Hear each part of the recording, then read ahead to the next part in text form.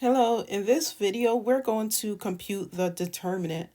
And so we need to find the determinant of the matrix with A and B on the top row and C and D on the bottom row. So let's go ahead and get started.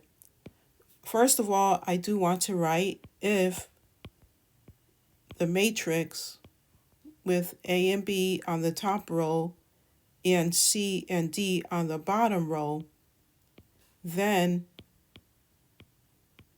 the determinant,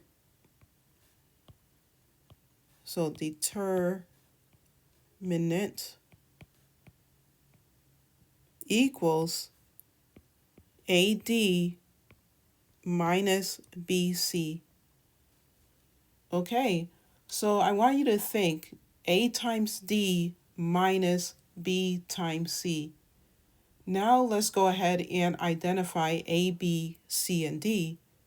So A is -7, B is 4, C is 3, and D is 2. All right, and so now let's go ahead and multiply A times D. And so when we multiply A times D, that's -7 times 2, and that is equal to -14. Okay, now let's go ahead and multiply the other diagonal. So we have 4 times 3 right here, which is equal to 12.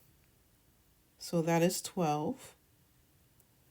All right, and so now we subtract AD minus BC. So I'll place our minus right here.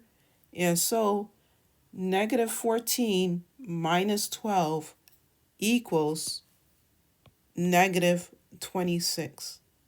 And that's the final answer. So, as always, keep practicing and stay tuned for more calm, clear math lessons right here on Math by TV.